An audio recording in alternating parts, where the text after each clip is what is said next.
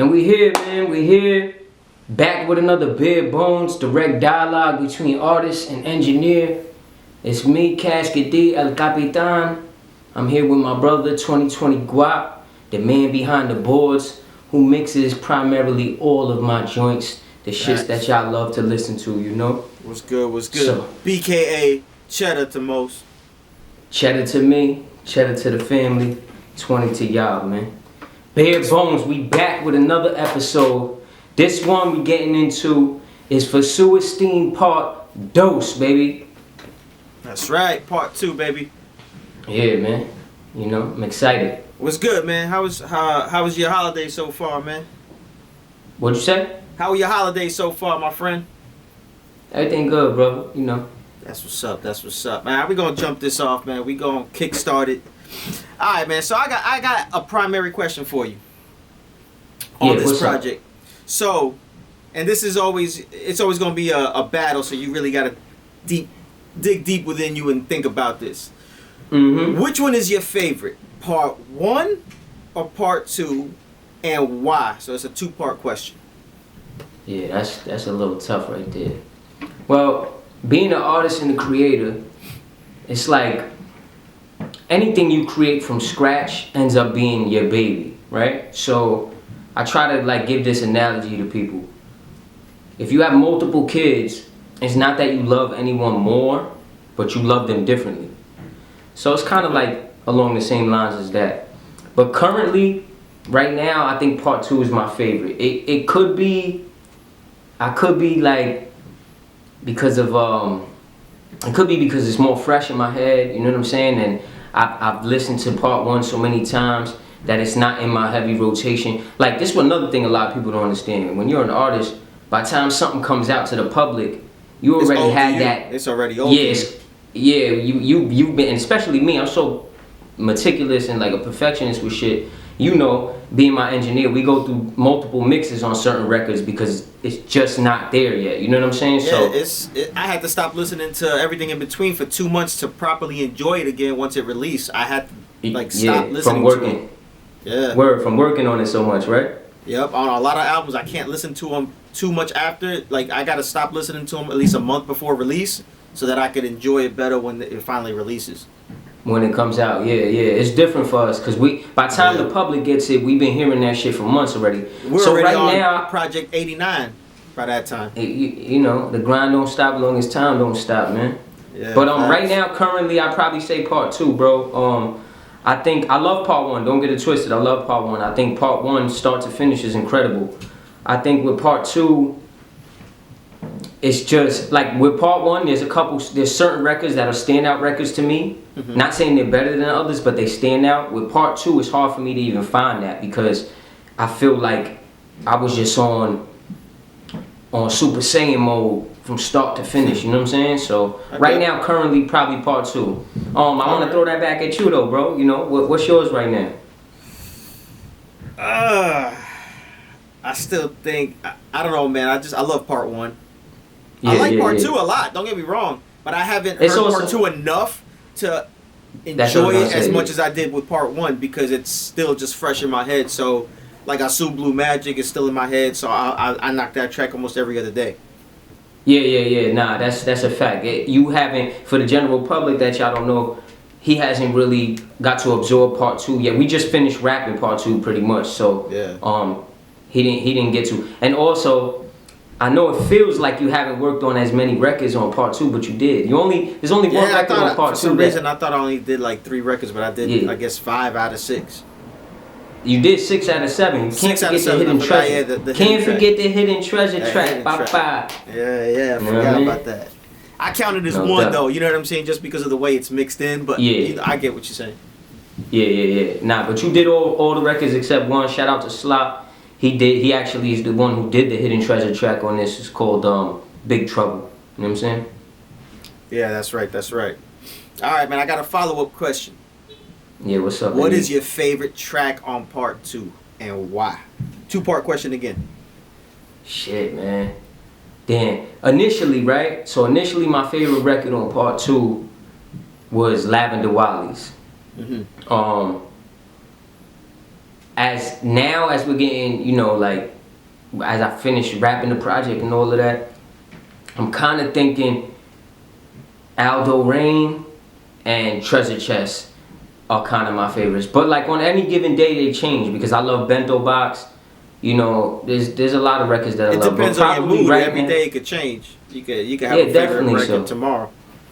Definitely so. But currently, I'll probably have to narrow it down between Aldo Rain and Treasure Chest. But initially, it was Lavender Wiley's when I first really started creating S2WER STEAM too. What's your favorite track, man? That's what I want to know. Actually, Treasure Chest is my favorite track. No doubt. I love that track. Then it's a close second with Bento Box. Feeling that. Okay. Shout out to my guy. And we're going to get into that song later. We're going to talk about Bento Box. Yeah, for sure. Treasure Chest features Ito. Funny story about that record is initially I had plans to make it a 3-person record. Me and 2 other artists featured on it. And as I was creating this shit, like I don't know. Something came over me where I didn't feel like stopping where I was supposed to stop. So I was like, you know what? You basically became James Harden on the track. Yeah. You was hogging the fucking ball. That's all you wanted to do was hog the fucking track and say, fuck it, I'm gonna kill this shit. Yeah. You know what at least you came in when it came for clutch time. Unlike Harden. But you know. Chill. Don't no shots at the boy, man. Nah, but real shit, that's exactly what it was. It was like, you know, when you in that zone, I was in a zone. I hit like a different type of zone. Yeah. You can't cut that off. It's like you said, let's use the basketball as an analogy. When the shooter's hot, you gotta keep feeding them. You know what I'm saying? Yeah, facts. While I was creating that record, I was hot, and I was like, I ain't cutting myself short here. Especially too, you gotta remember, it's gonna be on my project and my record, so there's no real boundaries for me. You know what I mean? So, but because I did that, because I added on more bars than initially I had planned, I had to call an audible. So instead of it being 2 featured artists on that track, I ended up having to turn it into 1. And I had a couple artists narrowed down to make it the 2, you know, 2 plus me. And when I realized it was only gonna be 1 person on it, I just knew I had to get my guy Ito on the shit. You know what I'm saying? I heard him on it, I heard him on the production. And knowing that I was the one closing out the record and I wanted someone to set the tone, I just felt he would be the perfect fit. So, you know, and then I think, voila, like you said, it's probably your favorite record. It's definitely one of mine. And I'm pretty sure the public, that's one of the public's favorite records too. So, you know, it worked out, panned out. Yeah, facts. Alright, man. So I noticed something real quick on part 1 that I saw in part 2. So you had still shadowboxing, and then you also had Lavender Wiley's. Now, was that coincidence, or you just that huge of a Wu-Tang fucking fanatic? Straight up, it's like eating breakfast, man. That's word to the Timbu logo. Go against me 1,000,000 times, your wins 2 total. Gave him 2, I felt sorry cause his son was watching. Crushed his soul to see his Batman get drugged through Gotham. Hey, bar, stop your breath, Paul, your lungs is locking. I'm from a place where crack sales and guns is popping. If you can't finish your pack, you ain't done with chopping. If you can't feed your pups, then your sons is plotting. I'm talking slime ball hysteria. Crime lords prepared for you. Yeah, it's filthy as fuck, but it's my faulty area. First of all, salute to you for catching up to speed on that, man. That's something that I thought would have went over a lot of people's heads. I'm calculated, bro. So without a doubt, it was planned. It was preordained. You know what I'm saying? On part 1, I had still shadowboxing, and on part 2, I have Lavender Wiley's, and it's really just me tipping my hat to the dudes that not only sparked the fire inside of me to become an artist, but sparked the fire inside of me to love hip-hop music, period. You know what I'm saying? Like, I was a young pup running around with my older cousin Sif and his crew, my brother Dax, RP, our brother Dax, and all of them. Yeah, definitely so. And then my Uncle Vic, who's even several years older than them, and they were listening to this shit faithfully. So what they were listening to, I was absorbing, and it just hit me like a ton of bricks. Like, I fucking, you know, like it did something inside. It did something to me. And I just, like, from that point on, knew, like, damn, this is what I love, and not only that, this is what I want to do. Okay, so that's fucking dope. Yeah, and then you know, on part 1, we got still shadowboxing, which is like tipping my hat that the GZA's Liquid Swords is one of the greatest albums of all time, and part 2 with Lavender Wiley's is tipping my hat to Ray, who's only built for Cuban links. Like, to me, that's the holy grail of this street shit. Like, you know what I'm saying? Like, for the dudes for street dudes and the sound that came from New York, that gritty sound that came from New York.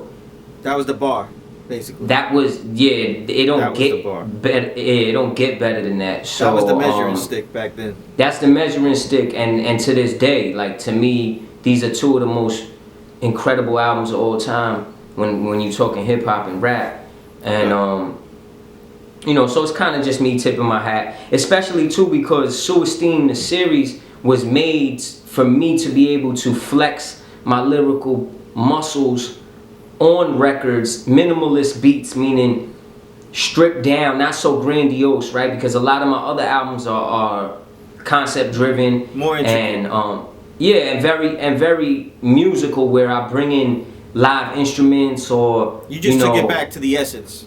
To the essence of what you really needed back then in hip hop, just. Yeah, and what sparked me, bro, like the essence of not only just what sparked me to love it, but the essence of the real New York sound. Like, this is what New York sounded like, and not only what New York sounded like, but this is something that the whole world fell in love with, was a sound like that. Amongst others, you know, Mob and Nas and plenty other people. Shout out to fucking Boot Camp Click and all of that too. But it's just me tipping my hat, you know what I'm saying? And my whole game plan with S2WER STEAM in the series was to just be able to flex my muscles on these type of beats, where a lot of them are stripped down to being 4-bar loops and sample driven, kind of that boom bap feel. Just to the essence, man, of what I fell in love with, and not me having to be able to feel like song construction matters so much. Like, that's why 90% of the shit that you ever hearing on S2WER STEAM is me just dumping off clips, bam, bam, bam. You know what I'm saying? Yeah. Facts. Yeah, so I'm glad you caught on to that. And just to touch on that too, I want to touch on something else.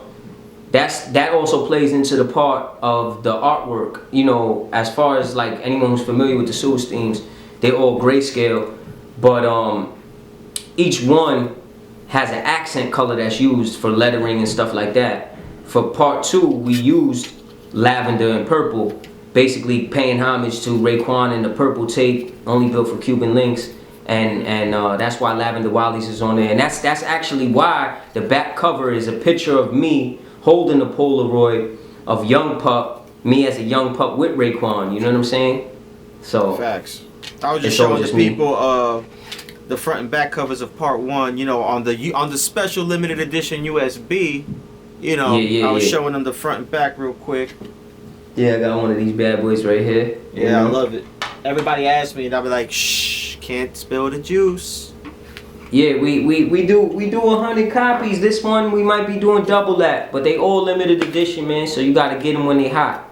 But yeah, that's me paying homage, all the way down to the T when it comes to that. So for sure. I mean, you paid homage all the way up. You paid homage all the way up to doing cassettes, USB cassettes, vintage. Nobody's done this shit. They try to replicate. They can't do it like we do. Yeah. You know, it's all about the whole grand scheme of things. Marketing, baby. Like I said, the whole thought process for S2WER STEAMs was to go back to that feel of golden era New York rap. Man. Yeah, and these are love letters to the apple that's rotten. These are my love letters to my city that I love, and the sound that came from my city from a special time out here in the grimy New York streets. You know what I'm saying? So that's what it boils down to. Alright, here's a follow-up question for that, man. Do you see yourself becoming in the Hollywood, going to Hollywood, as far as whether it's directing or acting or both? I mean, just because the way that I see things, the way that I hear your music, I could see you, I don't know, like directing. Like, your mind to me works like a Quentin Tarantino flick. I hear your music, I see a soundtrack for a Quentin Tarantino flick. So it just kind of, it goes one in one. Do you see yourself ever doing that just the way Wu-Tang did? Like expanding from hip-hop to the big screen? Bro, I would absolutely love to, man. Being a creator myself, like you said, and like I'm gonna say now, I feel like a lot of the records are screenplays just delivered on wax. You know what I'm saying? So I'm writing actual movies in my head and then putting them down on record for the public to hear anyway. So of course, and back to your last question when we was touching on Wu, like you just made me think of something too. On Noodles on part 1, I said something about I got like the mind of the RZA. You know what I'm saying? Because I feel like I'm a mastermind, like how RZA was, and it's well beyond just music. Like music is my passion and my love, but I'm not a one-trick pony. You know what I'm saying? Like this brain is powerful. It's the most powerful computer there is, bro. So we got. And I feel like my shit is on Super Saiyan. So I definitely would love to become involved in acting and more so directing. You know what I mean? Like I feel like I'm a visionary, so I'm the one that has these grandiose ideas where I can make them come to life. But for sure, because like even let's touch on Southie. I always had a dream where Southie would become multiple series, right? So maybe several series, but they all coincide with one another. Or if not series, maybe multiple movies where they all kind of coincide with one another. Okay. Similar like 6 Degrees of Separation shit, you know what I'm saying? But yeah, for sure, I would love to. There's a couple directors I would love to work with. I would love to work with Sean Baker, who does a lot of like real shit. I think on Bare Bones Part 1 we talked about the Safdie brothers. Yeah. I'd love to work with them. Taylor Sheridan is one of my favorites as well. I'm pretty sure I mentioned him. And speaking of Quentin, bro, like I love that comparison, bro. I appreciate that.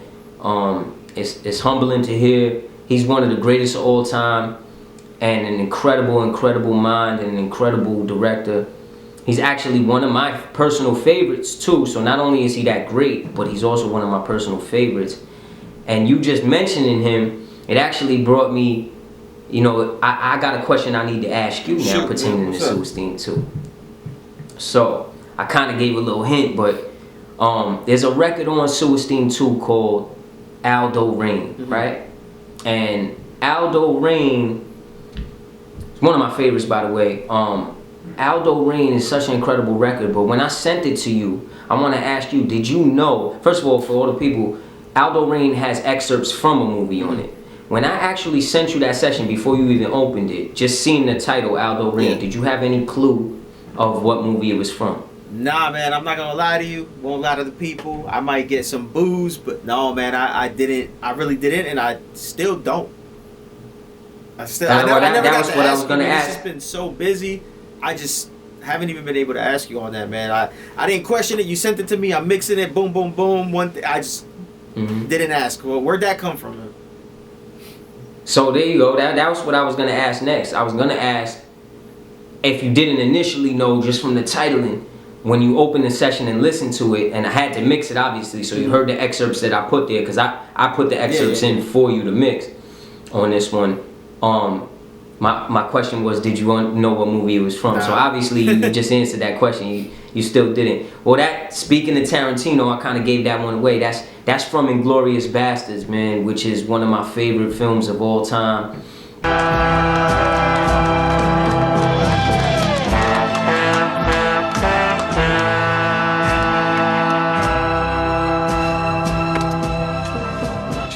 Juice. Bravery.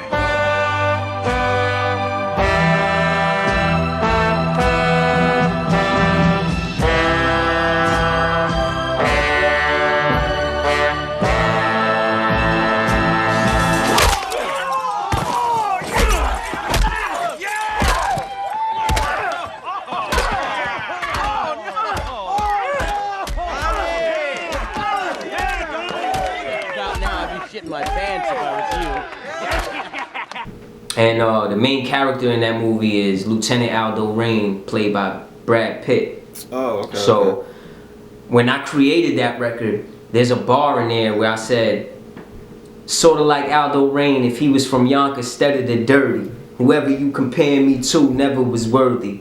So when I put that bar in there, I knew that that was going to be the title for that song, Aldo Rain. And I wanted to put excerpts in it from the movie, right? So this is the craziest shit. Now, I didn't know what excerpts I was going to put into that record, but I knew it was gonna be from Brad Pitt's character, right? But when I wrote it, I left a couple bars free, right? Yeah. So you know, cause you're the man that mixed it, and we'll touch on that after I give the people this. Facts. We're gonna touch on that. But I left a couple bars free where I knew I wanted to put an excerpt in there. I didn't know specifically what, and the bar that I say, where I said, what did I say? Shit. I said, bright lights and skyscrapers when you think of my city. I'm talking Dutch guts, pissy holes gripping the semi, and then it cuts off. I had a couple bars, right? Yeah. And then I follow up with Timberland boots, swimming in Henny. Treat your liver like the oak barrels that is stored and even missing the kidney. I live forever through these bars. So I come back in with Timberland boots. Now mind you, I had no clue what I was going to use from that movie. But as I was searching, I ended up finding a part from that movie where Aldo Rain is saying something about, you know, killing the dead Nazis and shit like that. And he's addressing his soldiers.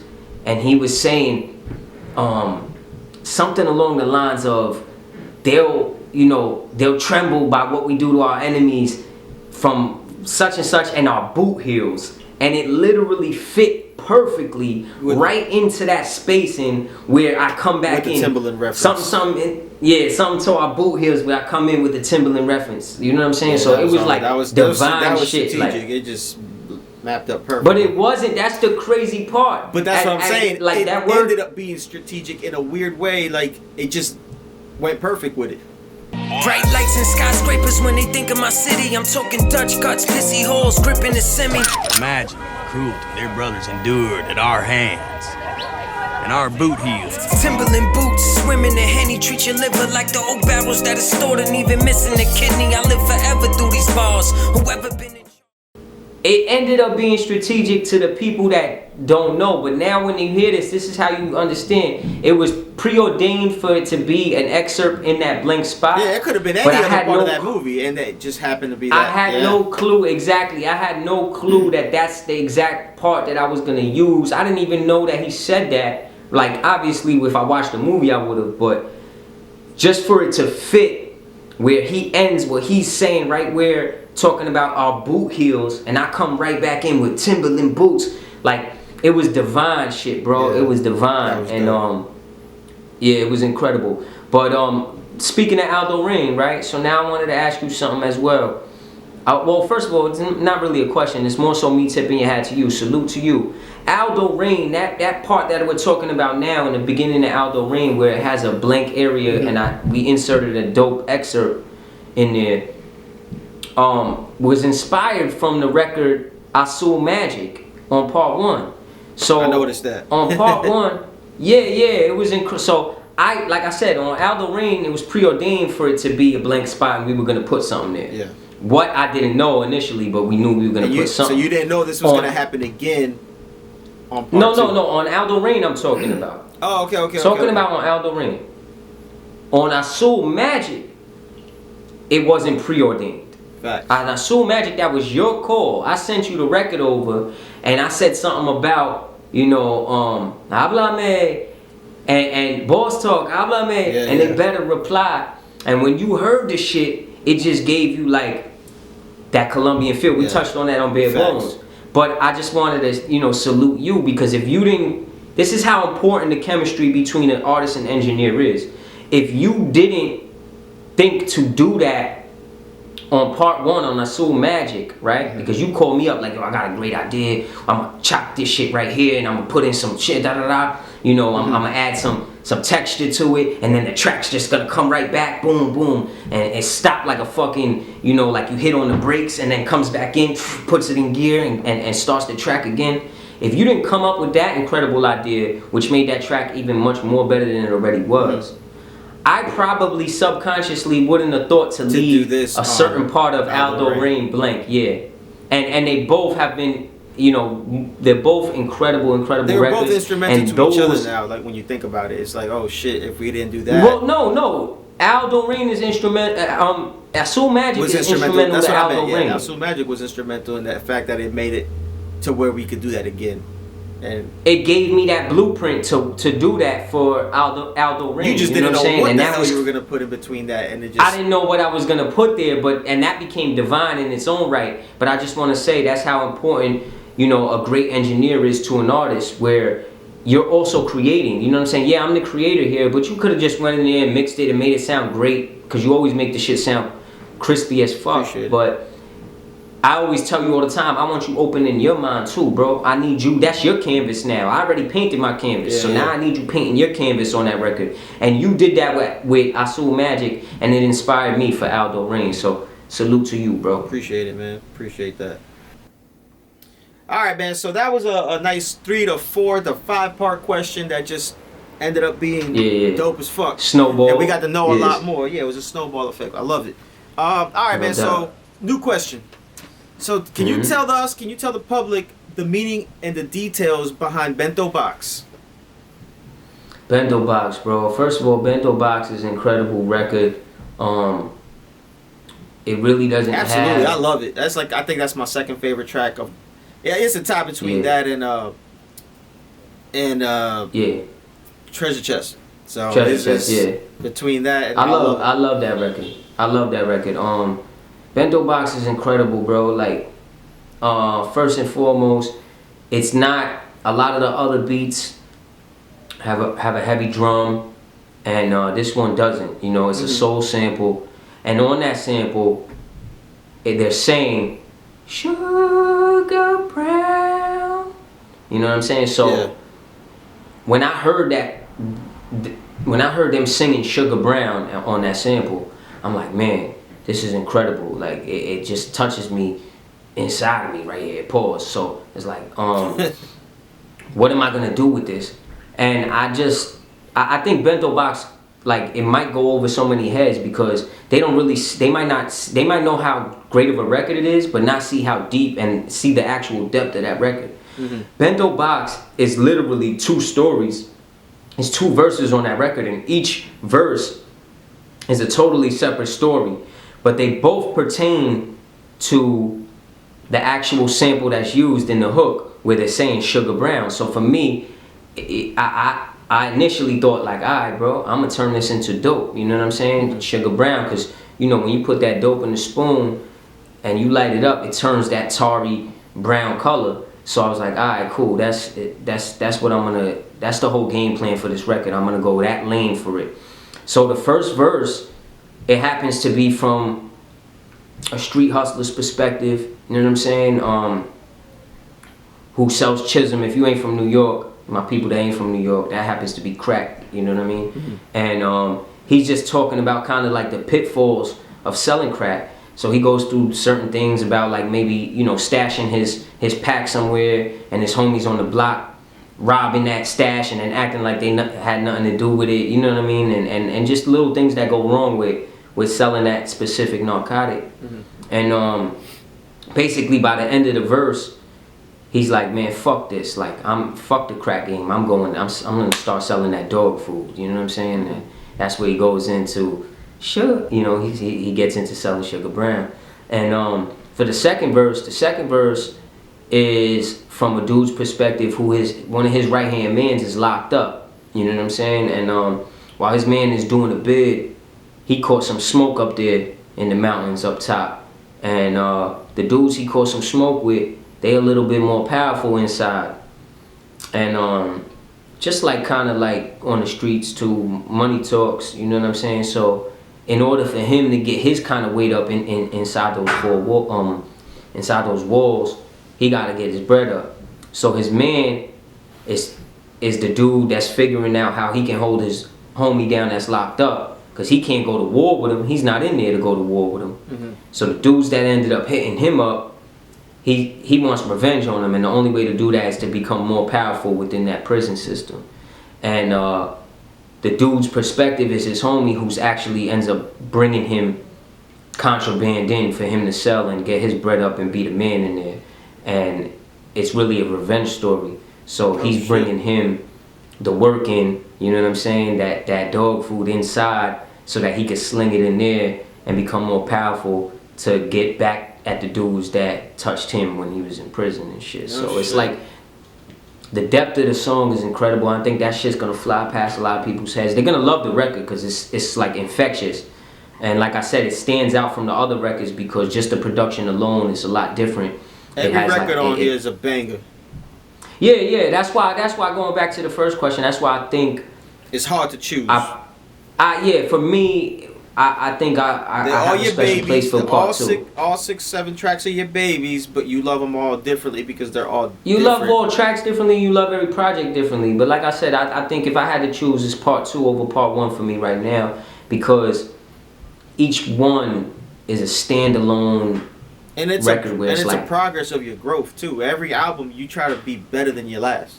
You try to grow. Because you're competing with yourself. Rap's a competitive sport, man. I just want to throw that out there. Anybody that tells you it's not is fooling, or they in the wrong sport. It's a competitive sport. If I'm on a record with you, I'm trying to murk you. You should be trying to murk me too. You know what I'm saying? Like that's how. As an engineer, I want to out-engineer myself on the next record that I'm doing for you. You should. So I compete with myself and other artists. Like, and you should too. Like you should be hearing other mixes from shit and one either being inspired or 2 being like, you know what, I got that. You know what I'm saying? I got him in the bag. He can't fuck with me. And that's really what S2WER STEAM is too. Like, I want people to understand, like, lyrically and just rapping wise, right? Like, a song construct and like you can like somebody that doesn't necessarily mean that they're better than the other person that you like more. You know, your favorite doesn't always have to be the best. My favorite sports players in respective sports all the time wasn't the best necessarily, right? You know what I'm saying? Like Derek Jeter wasn't the best shortstop in baseball at one time. Like Alex Rodriguez was a better shortstop than him when they played, no matter what. So, but he was still my favorite at the time. So your favorite doesn't have to be your best. Music's subjective, but being able to dump off on a track, right, and somebody else dumps off on a record too, you can't really deny who's better, right? So like I said, you might not like him more, but this one might be better, period. And you can't really argue the fact that such and such is better if you hearing them and comparing it. It's like, yo, do you hear the shit he's saying and do you hear the shit he's saying? Yeah, I like his music better, but he can't fuck with Mahomes. It's like football right now. Of course, I'm biased. My favorite QB is Big Ben. But I know Mahomes is better. I know it. Definitely I can't deny it. But I'm gonna be biased, and I like who I like, but I can't deny. But you're supposed to, and I cannot deny. If you like the sport, if you love the sport, you can't deny factual things. That's it. Yeah, and that's what S2WER STEAM is made for, bro. For me to let people know that, oh shit, you can't fuck with me. You know what I'm saying? Like other artists and listeners, and not on a braggadocious, cocky way. But on a yo, look, dog, I do this and I do this for real. Like I don't play with it. You know what I'm saying? You're not part-time. I want people to understand. I want other rappers to hear that and either be 2 things. Either inspired, like, oh my gosh, yo, that shit is great. Or hear it and be like, shit, Duke is like 7 levels above me right now. I gotta, you know what I'm saying? I gotta step my shit up. And I want listeners to hear it and be like, wow, man, you know what I'm saying? Like the respect, you know what I mean? I'm proud that this is somebody that I listen to because holy shit, do you hear the shit he's kicking? You know what I'm saying? Like, so that's what it's really made for and all of that. Facts. All right, man. So another question. Yeah. Can you tell the public about the hidden treasure track on part 2? So the hidden treasure track is called Big Trouble. And unlike part 1, it is the end track. It's the last record on it. It comes right after Bento Box. Yeah, I seen you flipped it on me on them. I was like, oh shit. Yeah, because for the people that watch the first Bare Bones, they'll understand that initially my idea was to have the last record be the secret hidden treasure track. And the last record was going to be Jungle, and I just knew it had to stand alone. You know what I'm saying? So for this one, although I would have loved Treasure Chest to be the hidden treasure track because of the titling on it and everything, it's such a standout record that I knew that it had to stand alone. Similar to the way that Jungle had to stand alone on part 1. So I couldn't make it the hidden record. And I did a joint called Big Trouble. And it's kind of like, it's a nice little message maybe to the labels and all of that too on there. But shout out to my guy FaZe. FaZe sent that over my way. And okay, we actually gonna have a remix with that where he'll be on, because it was initially supposed to be a me and him record, but I fell in love with the joint. I hit him up. I'm like, yo, bro, what's up, man? I need that. You know what I'm saying? And you got greedy with it, man. but you got greedy with it. But shout out to FaZe. He's such a team player and just a stand up solid dude. He understood. Yeah, he's stand up style dude. And I sent him I did the first verse initially because, like I said, it was supposed to be me and him on the record. And he was in the process of moving. And I just fell in love with the joint. And I was like, yo, bro, I want to use this. You know what I'm saying? Like, it's all good. And he just was like, it's all good, it's yours, baby. You know what I'm saying? Do what you gotta do with it. So I went back in. Yeah, I went back in to do the second verse, and that being the only record that's the one record that Slop mixed as opposed to you on the whole shit. And it's crazy. Like Slop, shout out to Slop. We was in there. Blizz had a session not too long ago, and after we wrapped up, Slop was like, yo, you care if I played it? Yo, shout my brother Blizz, though. Shout my brother Blizz. Shout out to the Blizzard, baby. You know what I'm saying? So Slop was like, after the session, he was like, yo, bro, you care if I spin that Big Trouble joint? And I was like, nah, it's all good. So we in there, it's Blizz, me, PJ, a couple people. And like, for everybody that don't know, most people don't hear my shit. Even my own team don't hear my shit until it's getting ready to release or it releases. The only way you hear my shit is if you there during the session, or you have to do it the creation process, meaning like you're gonna hear them because you mix them and shit like that. But like my own team don't hear my shit sometimes. I'm very like close guarded with the records until it comes out, because it's almost like a movie. It's nothing like the first time that shit hits you. You know what I'm saying? So he was like, yo, you mind if I spin that? And I was like, nah, it's all love. So he spun it, and you know, the faces everybody, I'm peeping the whole scenery in there, and the faces everybody's making is this face, ooh, you know what I'm saying, like, ooh, shit. So I wanted to close out with a bang, you know what I'm saying, where Jungle last record was such an incredible record. Shout out to my brother Grammy Salazar, who did that one. It's such an incredible record, but it was like, I'm not gonna say positive, but it kind of left off on a good feel, where Big Trouble leaves off like, y'all motherfuckers in trouble. Like, you know what I'm saying? This shit gonna keep coming your way. Like, you know, don't think this is the last. You heard me, boy. You know what I'm saying? Like, oh, if you made the screw face for the last 25 minutes, wait till you get the next S2WER STEAM. Oh shit, like, you know what I'm saying? So, but Slop told me too. Shout out to my homie Rondon, another dope producer out here from YO and shit. He was like, yeah, man, me and Rondon the other day was in here, and cause he had to put, you know, he was doing the finishing touches on the mix, and he was like, yo, after we finished that shit, we listened to that shit like a dozen times straight. You know what I'm saying? So it's a banger. It's a special record. All right, bro. So quick question, man. I noticed you had a broader horizon of producers on this one, man. Can you talk about that? What producers were involved with this project? Yeah, I think I don't think anyone had more than one beat on this joint. I think with S2WER STEAM 1, I might have had one or two producers that had one or two records on it. I got Jay Brave. He's the only one that came back from part 1. Of course, my brother Grammy Salazar, MGB Zone, the most fucking talented producer in the world in my book. He was slated to be on S2WER STEAM 2. So he sent 2 records over my way. Actually, we was in his studio and Fishburns and shit. We was in Fishburns and he played me these 2. He was like, yo, he knew I was doing part 2. He was like, I think I got 2 joints that might fit for it. So I had him ship them over to my email that night, so when I came home, I could write to them. Mm-hmm. And one of them was definitely, it was definitely going to be a part of S2WER STEAM 2. But I started working on look, I'm letting cats out the bag again. I started working on an album with my bro Dozer the drum dealer, who's an incredible artist and producer himself. And as we started that album, we were like a couple records in, and I just felt like those 2 records could have fit that album as well too. So I sent them over his way, and he happened to fall in love with the same one that was slated to be on S2WER STEAM 2.